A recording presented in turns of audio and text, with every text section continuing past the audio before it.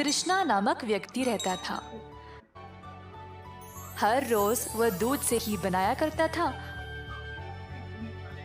और अपने गांव के बाजार में बेचता था। यही थी उसकी रोजी रोटी कमाने का जरिया। अपने शुद्ध और मजेदार घी के लिए कृष्णा बहुत मशहूर था। घी ले लो, शुद्ध देसी गाय का घी ले लो, घी ले लो, घी ले लो। एक दिन एक मिठाई वाला सुंदर ने कृष्णा को बुलाया और 1 किलो घी के लिए मांगा। कृष्णा गया उसके पास। कृष्णा भाई, मुझे 1 किलो घी चाहिए।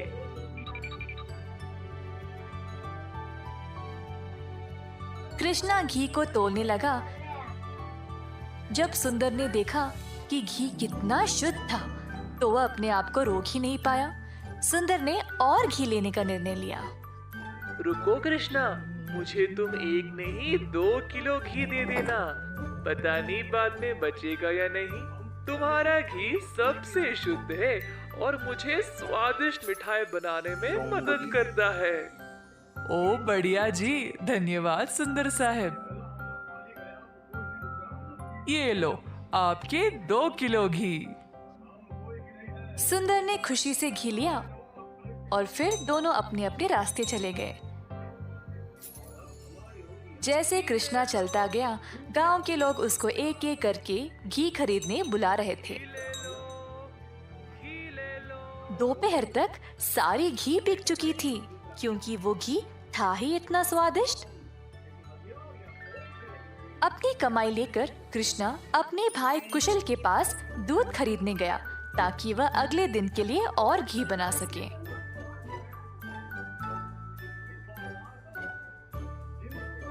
हर रोज कुशल देखता था कि उसका भाई बहुत घी बेचकर अच्छा पैसा कमा रहा था और उसका कारोबार दिन पे दिन और भी ज्यादा बढ़ने लगा।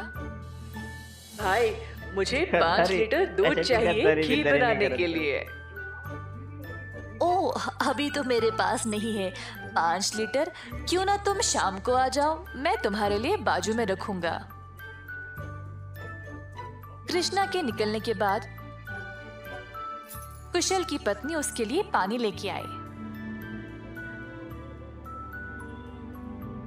देखा कमला, कृष्णा की तो किस्मत ही बदल रही है। दोपहर में ही इसने सारी घी बेच डाली और दूध के लिए वापस आया था। एवढी सोन्याची मोहर काय होणार त्याला? आप तो सारा दूध इनको ही दे देते हो ना, क्यों ना इस बार आप दूध में थोड़ा सा पानी मिला के दो। इस तरह हम भी ज्यादा पैसा कमा सकते हैं। कुशल ने अपनी पत्नी की बात मान ली और शाम को जब वह गाय से दूध निकालने गया, तो उसने दूध में पानी डालकर कृष्णा के लिए बाजू में रखा। अब कुशल रोज यही करने लगा। धीरे धीरे वह पानी की मात्रा और भी बढ़ाने लगा। अब कृष्णा इस बात से अनजान समझ नहीं पाया कि उसकी घी की शुद्धता दिन पे दिन कम क्यों होती जा रही। इस वजह से उसके बहुत सारे ग्राहक भी कम होते गए। अब कृष्णा दूध की गुणवत्ता को जांचना चाहता था, तो उसने दही जमाया। जब दही जमा तो उसने ऊपर इतना सारा पानी देखा। मैं कुशल को ये बात बोलता हूँ। जब कृष्णा कुशल के घर गया, तो उसने अपने भाई और उसकी पत्नी को दूध में पानी मिलाते हुए देख लिया गई थी। ना जानते हुए कि वह क्या करे और बिना कुछ कहे कृष्णा वहां से निराश होकर चला गया। अब कृष्णा ने अपनी कमाई से 2 गाय खरीदे और खुद दूध निकालना शुरू किया। अब फिर से कृष्णा अच्छी वाली शुद्ध घी बनाने लगा। कृष्णा ने अपनी एक छोटी सी दुकान खोल ली, जहाँ पे वो शुद्ध देसी घी बेचने लगा। उसी समय सुंदर उसके पास आया और बोला, हाय कृष्णा, पिछले कुछ दिनों से घी कुछ ठीक नहीं है। मेरे मिठाइयों के लिए अच्छे ग्राहक थे, केवल आपकी शुद्ध घी की वजह से। उम्मीद है अब आप अच्छा घी बना रहे हो। मैं चाहता हूँ कि मेरे ग्राहक वापस आ जाए। आप ये 2 गाय देख रहे हो, ये मैंने ही लाए हैं अब खुद दूध निकालने।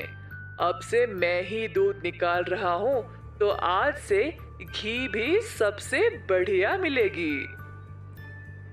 जैसे दिन बीतते गए, अब कृष्णा से और लोग घी खरीदने लगे। कुछ ही दिनों में कृष्णा ने और गाय खरीदे।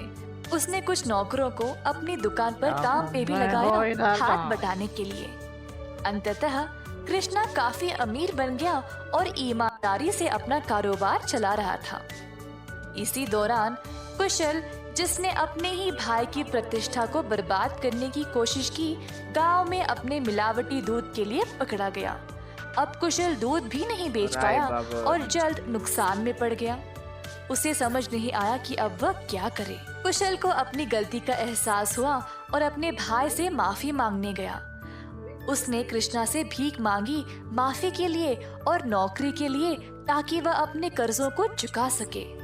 दयालु कृष्णा ने तुरंत अपने भाई को क्षमा कर दिया और गायों और कामगार की देखरेख के लिए काम दे दिया। इस कहानी से हम ये सीखते हैं कि दिल से माफी मांगने वाले को माफ कर देना चाहिए और हमेशा एक अच्छी प्रतिष्ठा रखनी चाहिए।